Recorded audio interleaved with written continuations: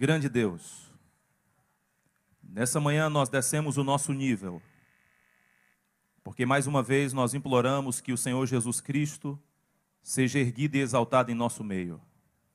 Nós te pedimos que, por gentileza, o Senhor use este corpo humano, para que através das palavras humanas, possamos ouvir o eco da voz de Cristo ecoando aqui neste lugar. E nesse momento, Pai, nós queremos te pedir, por favor, que o Senhor fale ao coração de cada um de nós. Portanto, Pai, nós entregamos este corpo humano aqui na frente em tuas mãos, este microfone, para que o Senhor aproveite a oportunidade, como sempre, e como flecha, a tua palavra alcance o nosso coração. Nós te pedimos, tendo a certeza que seremos ouvidos, não porque merecemos, mas nós vamos concluir a prece, ela vai assinada no nome de Jesus Cristo. Amém.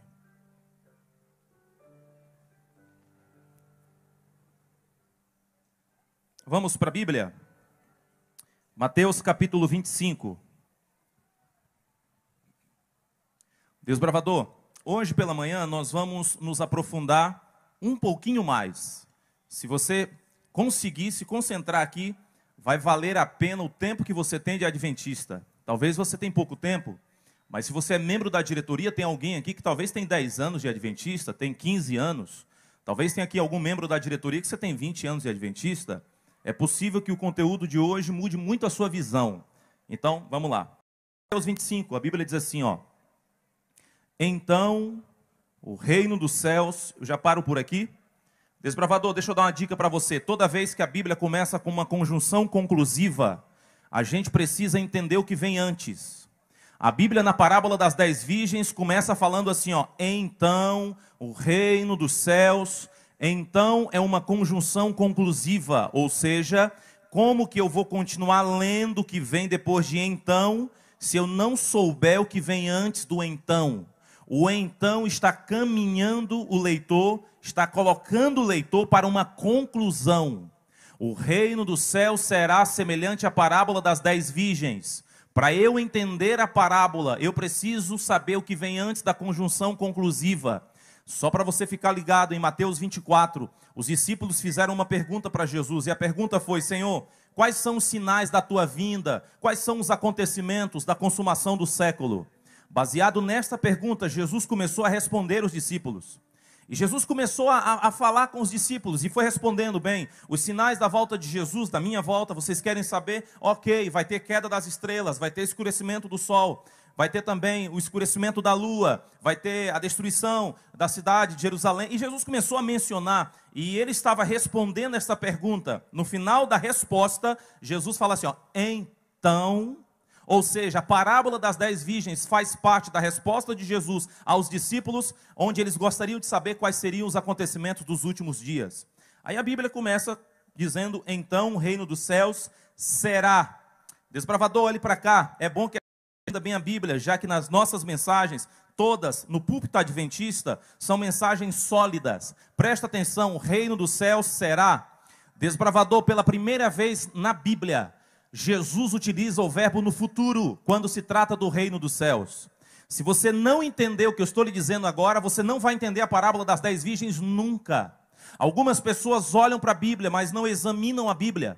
A ordem de Deus não é que você leia a Bíblia, é que você examine as Escrituras. Então presta atenção, o reino dos céus, diz a Bíblia, será. Será está no futuro. Todas as vezes que Jesus falou do reino dos céus, em Mateus 13, por exemplo, conhecido entre os teólogos como o capítulo das parábolas do reino, Jesus nunca utilizou o verbo no futuro. Jesus sempre utilizou o verbo no presente. Por exemplo, Jesus falou em Mateus 13 o seguinte, ó, o reino dos céus é semelhante ao grão de mostarda.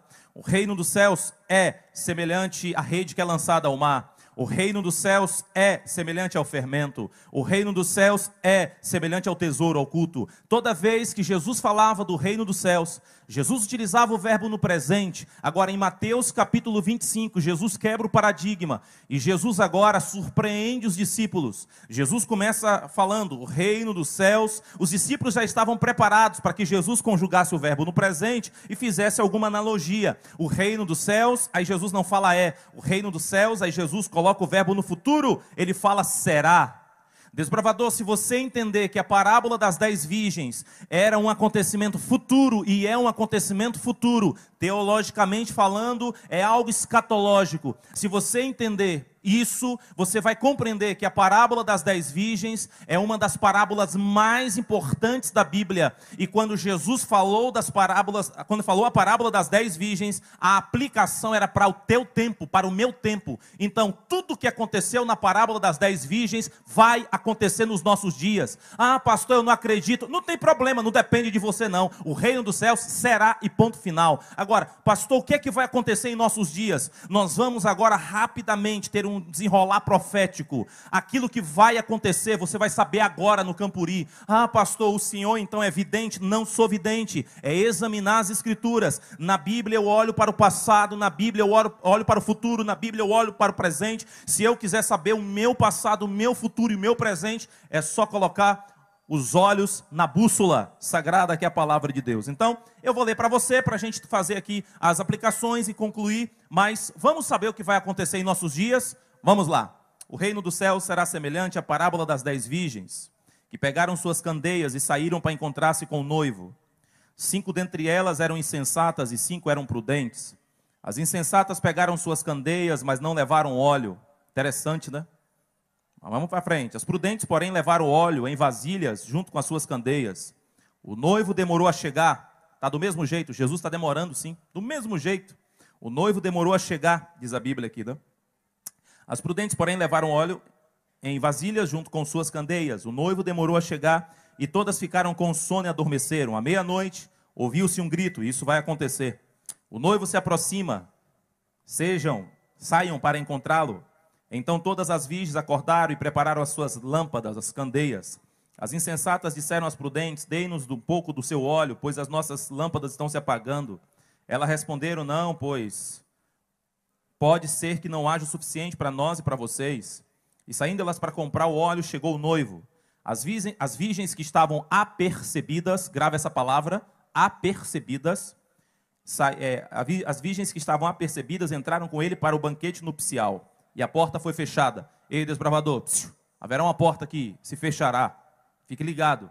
Versículo 11, mais tarde vieram também as outras e disseram: Senhor, Senhor, abre-nos a porta.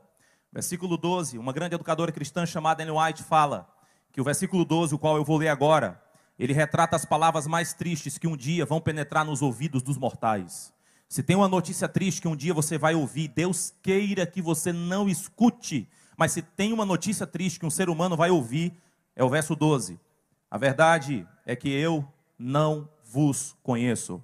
E o último texto, portanto, vigiem, povo da União Norte Brasileira, vigiem, desbravadores do 8º Campuri, escolhidos, porque não sabeis o dia e nem a hora. Vamos aqui tirar as aplicações para a gente fechar. Primeiro lugar, Jesus falou a parábola das 10 virgens, e geralmente quando Jesus contava a parábola, ele utilizava uma cena do momento. Por exemplo, se Jesus estivesse passando e ele visse uma figueira, ele tirava uma aplicação da figueira. Jesus estava sentado no pé do Monte das Oliveiras. Os discípulos perguntaram para ele: Senhor, quais são os sinais da tua vinda? Jesus começa a respondê-los: vai ter queda disso, aquilo, escurecimento e tal. Então, o reino do céu será semelhante. Aí ele fala a parábola das 10 virgens. Por quê?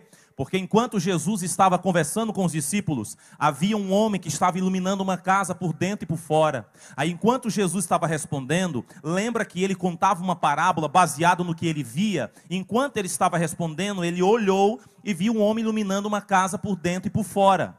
Uma notinha de rodapé para você compreender o que estava acontecendo diante dos olhos de Jesus. Era assim, desbravador. Naquela época, quando o homem ia casar, ele iluminava a casa dele por dentro e por fora, com lampiões, lamparinas. Após iluminá-la, ele saía da casa dele, ele ia para a casa da noiva. Quando ele chegava na casa da noiva, estava lá a noiva, o pai da noiva, a mãe da noiva, os convidados, todo mundo com lâmpadas acesas. Aí eles saíam no cortejo nupcial em direção à casa do noivo, que já estava iluminada por dentro e por fora. Se uma pessoa que não tivesse sido convidada quisesse participar da festa de casamento, a pessoa precisava ficar no meio do caminho com a lâmpada acesa. Aí na hora que o cortejo nupcial estivesse passando, a pessoa não tinha sido convidada, ela entrava no meio de todo mundo, porque ela se igualava aos demais, a lamparina estava acesa, pegava a melodia da música, era só cantar, meu amigo, e já era, participava da festa. Quando chegava na casa do noivo, depois que o último entrasse, o noivo fechava a porta. E a festa agora era celebrada no seu ápice e demorava em média 7 dias de muita festa. Então, enquanto Jesus estava conversando com os discípulos, explicando quais são os sinais da volta dele, ele olhou e viu um homem iluminando uma casa. Aí Jesus falou: ó, vocês estão olhando ali? O que é que aquele homem está fazendo? Os discípulos falaram: ué, está iluminando a casa por dentro e por fora. Então, o que é que vai acontecer? Os discípulos sabiam. Talvez eu tive que explicar para ter um conhecimento do Oriente. Aí agora Jesus: beleza, vocês estão vendo aquela cena? Estão vendo aquele pessoal que estão na expectativa? Ok, então o reino dos céus é semelhante ao que vocês estão vendo. O reino dos céus é semelhante à parábola das 10 virgens. Agora, quando você olha para a Bíblia, você percebe que a Bíblia é um livro adventista. Desbravador, a Bíblia não é da igreja adventista, que inclusive quem a traduziu para o português foi um padre. Eu estou te dizendo que a tua Bíblia é adventista. Pastor, por quê? Porque a Bíblia tem 66 livros, 1189 capítulos, 31.102 versículos, 773.693 palavras. A Bíblia tem 3.566.480 letras. Se você olhar para a Bíblia, todo esse conjunto de letras e palavras e frases e livros, eles retratam a volta de Jesus. Na Bíblia tem mais de 2.500 textos. A Bíblia tem 3.575 promessas. Sobre a volta de Jesus tem mais de 2.500. Ou seja, se um livro tem mais de 2.500 promessas falando da volta de Jesus, indubitavelmente, irrefragavelmente, incontestavelmente, a Bíblia é um livro adventista. Só no Novo Testamento, desbravador, de 11 em 11 versículos, um fala sobre a volta de Jesus. Então, eu quero te dizer, porque o Senhor pediu para que eu falasse nessa manhã, que Deus escolheu você com um propósito. Você foi escolhido do ventre da sua mãe. Você escutou ontem, mas hoje você está escutando que não só a escolha foi feita, mas o propósito precisa ser feito. Jesus escolheu você para morar com Ele para todo sempre. Agora, quantos aqui vão se preparar para a volta de Jesus? Levante as suas duas mãos e diga: eu. Foi desse jeito que 5 ficaram fora. Iriam se preparar. Ei, criatura, olha para quem está do teu lado, coloca a mão na cabeça e fala assim: tu já tem que estar preparado, criatura. Como é que tu ainda vai se preparar, rapaz? Olha aqui nos meus olhos. A Bíblia diz que eram quantas virgens? Vamos falar mais forte, quantas virgens? Eu não vou agora forçar uma aplicação teológica. Não tem nada a ver, mas eu queria te dizer que o número 10 na Bíblia é uma opinião pessoal, não é forçação teológica. Números na Bíblia tem a simbologia numérica, claro. Número 10 talvez seja a totalidade. Quando a estátua de Daniel foi dividida e os dedos lá, 10, os ostrogodos, os visigodos. Não significa dizer que foi em 10. 10 representa a totalidade. Então, ali estava a totalidade. Jesus, falando da parábola das 10 virgens, ele falou que 5, a metade, ficou fora. Mas por que a metade ficou fora? Porque não se preparou.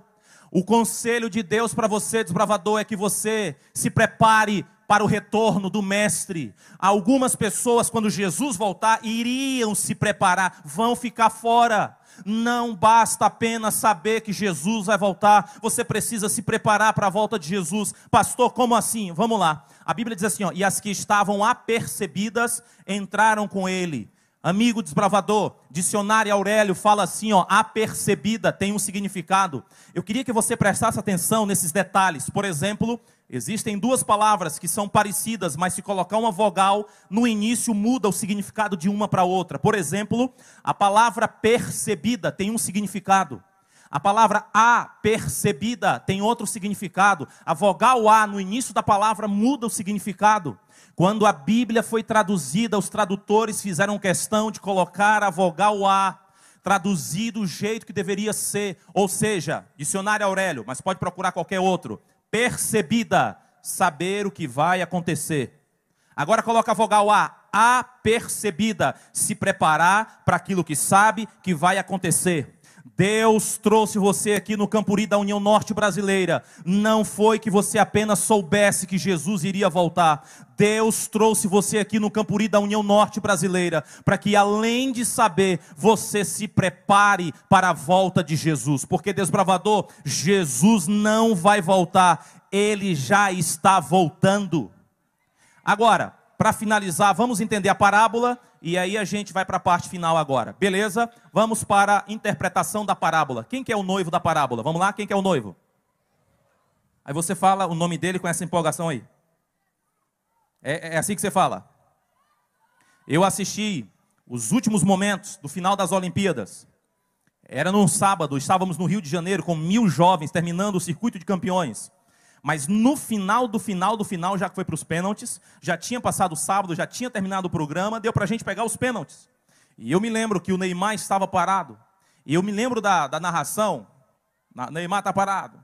Partiu o Neymar, aí deu a paradinha. Aí na hora, a gente estava num ginásio no Rio de Janeiro, aí a transmissão da internet congelou. Estava lá muitos jovens, todo mundo olhando, partiu o Neymar, o Brasil com ele, e aquela pressão toda. Daqui a pouco, partiu o Neymar, deu a paradinha, aí ele ficou parado.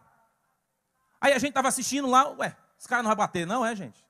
Quando voltou a imagem, já estavam todos os brasileiros, jogadores, um em cima do outro no chão. O que o povo entendeu?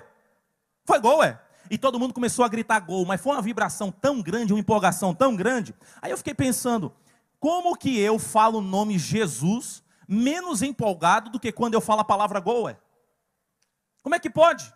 Imagina você assistindo, partiu o Neymar, deu uma paradinha, bateu! Gol. Foi gol aí. Gente, foi gol. Isso aí foi gol, viu, gente? Golaço, hein? Geralmente você vibra. A Bíblia diz que para você falar o nome Jesus, você precisa do Espírito Santo na sua vida. Olha aqui para mim, desbravador. Para você pronunciar o nome que está acima de todos os nomes, você necessita do Espírito Santo. Vamos saber se você tem o Espírito Santo agora? Ah, pastor, mas você não me conhece. Eu sou um pecador miserável, eu sou vazio de Deus. Você não tem noção quem sou eu. Aí você é vazio de Deus? Olhe para mim. Gênesis capítulo 1, a Bíblia diz, no princípio criou Deus os céus e a terra. Verso 2, a terra porém era sem forma e o que mais? E o Espírito de Deus pairava sobre as águas, sobre a terra. Se o Espírito de Deus pairou sobre a terra, que estava sem forma e vazia, imagina sobre você, mesmo que o seu pai desbravador esteja vazio de Deus, ele está completamente sem forma espiritual. Fala para ele que ainda hoje o Espírito Santo paira sobre alguém, sem forma e vazio, mesmo que esteja sem forma, vazio de Deus, o Espírito Santo paira sobre a vida dele. Desbravador, noivo na parábola representa quem? Agora mais forte, assim, arregaçando tudo que você pode. O noivo da parábola representa quem? Quem que é a noiva? Mais forte, quem que é a noiva? Quem te ensinou que é a igreja, criatura? Aí eu estava um dia num local e falei, quem que te ensinou que é a igreja? Uma senhora falou, a igreja, A noiva não é a igreja, desbravador. Lembra que a parábola está no futuro? Lembra que eu falei para você do verbo? Então vamos para Apocalipse rapidinho aqui, versículo 21. Vamos lá, Apocalipse capítulo 21, verso 2. Vi a cidade santa, a nova Jerusalém, que descia dos céus da parte de Deus, preparada como uma noiva adornada para o seu esposo. Versículo 9. Um dos 7 anjos que tinham as 7 taças, cheia das últimas 7 pragas, aproximou-se e me disse, venha, eu mostrar-te-ei a noiva, a esposa do Cordeiro. E me levou ao Espírito a um grande monte e me mostrou a cidade santa, Jerusalém. Então, desbravador, a noiva não é a igreja. Numa visão eclesiológica, a noiva é uma igreja. Isso está em Efésios 5. Mas como eu falei para vocês que a parábola das 10 virgens está no futuro, toda vez que é algo escatológico, toda vez que é algo para o futuro, a noiva, de acordo com o livro O Grande Conflito, página 184, segundo parágrafo, Ellen White, uma grande educadora cristã, diz que a noiva representa a cidade santa. Então presta atenção, quem que é o noivo? Quem que é a noiva? A lâmpada é a Bíblia, o azeite é o Espírito Santo. Então, desbravador, coloca uma coisa na tua cabeça, pastor, como que a noiva é a cidade santa? Simples, 1844. Eu sei que você é novinho, mas você precisa aprender isso aqui nesse Campuri. Em 1844 houve uma decepção na igreja. E algumas pessoas ficam, meu Deus, por que aconteceu? Porque os pioneiros, eles só confundiram festa do casamento com o casamento. Geralmente quando uma pessoa vai casar, desbravador, primeiro é o casamento, depois é a festa do casamento. O Apocalipse fala que quando Jesus voltar, nós teremos a festa do casamento. Então preste atenção. Casamento de Jesus aconteceu em 1844. Como assim, pastor? Ellen White fala que em 1844 Jesus recebeu o poder, a autoridade e o reino é a cidade santa. A partir de 1844 Jesus teve autoridade sobre a cidade santa, porque recebeu do ancião de Dias. Quando eu casei com a minha esposa e minha esposa casou comigo, a partir do casamento eu tive autoridade sobre ela autoridade sobre mim, porque eu recebi do meu sogro a minha noiva, agora a minha esposa. Em 1844 o Filho do Homem, diz o livro de Daniel, recebeu do ancião de Dias o reino é a cidade santa. Então em 1844 muitos anunciaram a volta de Jesus. Como que anuncia a festa sem anunciar primeiro o casamento? Em 1844 Jesus saiu do santo para o santíssimo, ele casou, ele teve autoridade sobre a cidade santa, casamento de Jesus, e a volta de Jesus será a celebração deste casamento. Detalhe, casamento aconteceu, a festa acontecerá, e Jesus está convidando você. Agora deixa eu te dar uma noticiazinha aqui, para depois tu não falar que eu não te avisei. 5 ficaram fora. A Bíblia diz que o número dos perdidos é comparado à areia de quê? Então olha aqui para mim, desbravador. Coloca, filma aqui bem o meu rosto aqui, para eu olhar para essas criaturas aqui. Presta atenção. Se você não for para o céu, não vai ser culpa minha. Se você não for para o céu, não vai ser culpa do Campuri, não vai ser culpa da União Norte. Se você não subir, a culpa vai ser tua. Porque você veio para cá, porque você foi escolhido. A tua parte é se preparar. Por isso que Jesus utilizou a analogia de um casamento. Por isso que na hora que Jesus estava respondendo, ele falou de um casamento. Por quê? Porque para casar tem que se preparar. Para ter casamento tem que ter preparação. Já está tudo pronto no céu. O Jesus já casou. Vai ter as bodas do Cordeiro. Vai ter a festa no céu. Mas eu quero te dizer que você precisa se preparar. Senão você vai ficar fora. A Bíblia diz em Apocalipse 16 que quando Jesus voltar haverá um terremoto qual nunca houve. Os 4 cantos do globo terrestre serão abalados. A Bíblia diz que vai ter absoluta certeza que Jesus Cristo estava com a razão. Aí agora Jesus, com muito amor no coração e justiça, ele vai decretar a sentença final. Fogo e enxofre para consumir o pecado. E aí vai, fogo e enxofre. Se tiver alguém da sua família no lado de lá, será inevitável. Desbravador, se o seu pai não aceitar Cristo, se o seu irmãozinho, se você não se preparar, se tiver alguém da sua família do lado de lá, na hora que o fogo descer, os teus olhos, você vai chorar. Mas deixa eu te falar uma coisa. A Bíblia diz assim, Ele enxugará do olho toda lágrima. Aí depois que tudo for consumido, o pecado, se você não abandonar o pecado, tu vai junto. Se tu continuar fornicando, tu vai junto. Se tu continuar acessando aquilo que não deve, eu estou te dizendo que Jesus pediu para eu abrir teus olhos, criatura. Ele quer você no céu. Depois de tudo, nós vamos escutar esta frase, último parágrafo do livro Grande Conflito. O grande conflito terminou. Pecado e pecadores já não mais existem. O universo inteiro está purificado. Uma única palpitação de harmonioso júbilo vibra por toda a vasta criação. Daquele que tudo criou emanam vida, luz e alegria por todos os domínios do espaço infinito. Desde o minúsculo átomo até o maior dos mundos, todas as coisas, animadas e inanimadas, declaram em sua serena beleza que Deus é amor. Aí nós vamos viver eternamente com Jesus.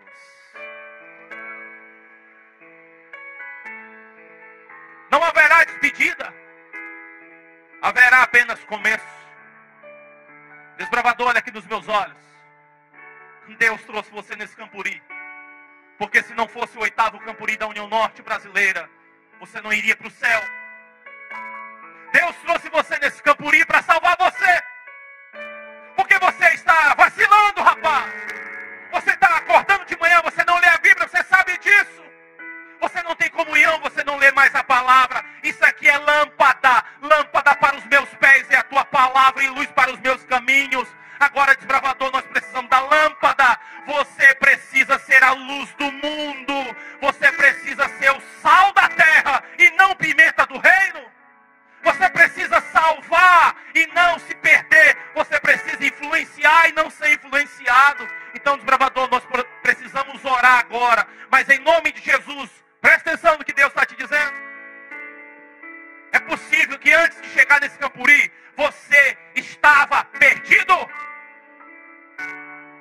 Mas o Senhor te encontrou aqui nesta arena. É possível que eu estou falando para alguém que você estava morto. Mas nesse Campuri o Senhor reviveu você.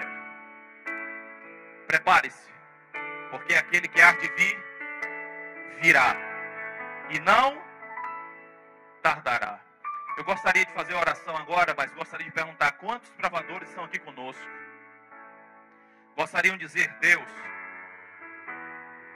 a partir de hoje eu não abro mão da eternidade.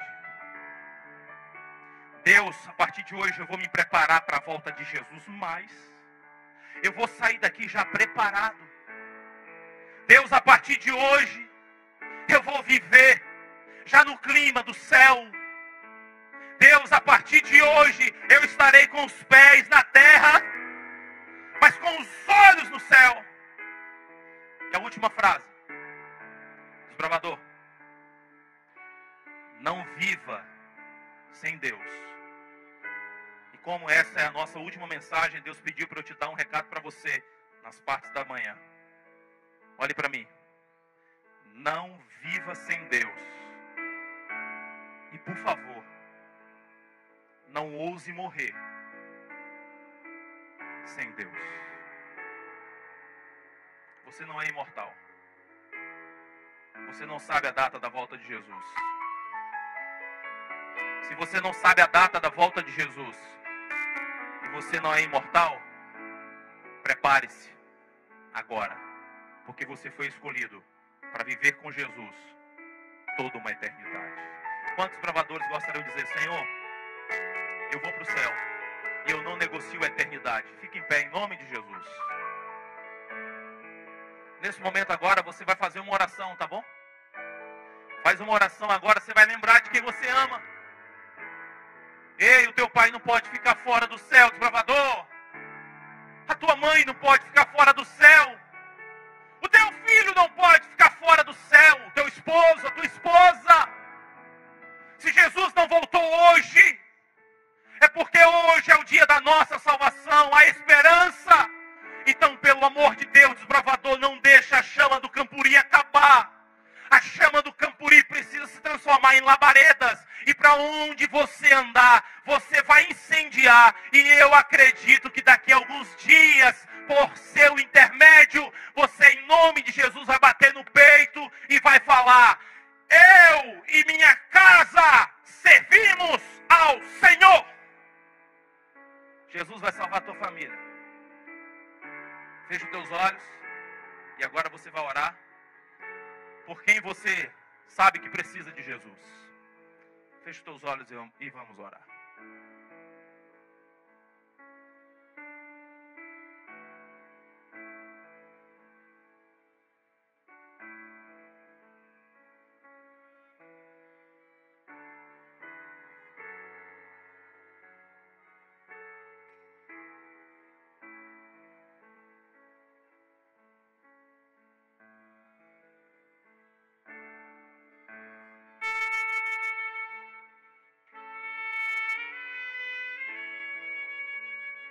Grande Deus, nós estamos aqui no Campuri, mas a nossa mente voltou lá para a nossa casa. Muitos desbravadores aqui estão lembrando dos pais. Tem desbravador aqui que os pais são separados. O pai está totalmente perdido. Deus, nós oramos agora por esses pais. Deus, que nenhum deles se percam, mas que todos alcancem a vida eterna. Tem desbravador que está aqui, mas o irmãozinho está totalmente fora da igreja. Pai, em nome de Jesus, salva os nossos irmãos. Em nome de Jesus, Deus, salva o nosso pai, a nossa mãe, os filhos. Salva a nossa casa, Senhor. Nós queremos não apenas participar de Camporis aqui na terra, mas nós queremos participar do grande Campuri que vai acontecer no céu. Portanto, Deus, se o Senhor não voltou ainda através do teu Filho Jesus, nós queremos fazer um pedido. Anota o nome de todas as pessoas que foram mencionadas pelos desbravadores, aí onde eles estão. Por favor, Deus, com a caneta da misericórdia, com a tinta vermelha do sangue de Jesus Cristo, anota o nome de cada um deles, por favor, Pai, com misericórdia, para que os nomes sejam escritos com letras de ouro, para que jamais se apaguem. Que o Senhor continue abençoando cada desbravador que está aqui, cada família aqui representada. E Deus, fala para Moisés aí, dá um toque aí para Moisés. Pai, em nome de Jesus, fala aí, dá um toque aí para Elias, Enoque, que aguarda nós aí. Porque muito em breve a União Norte Brasileira vai preencher o céu. Que o Senhor nos abençoe hoje e sempre, com saudade do céu. A gente conclui essa prece em nome de Jesus. Amém.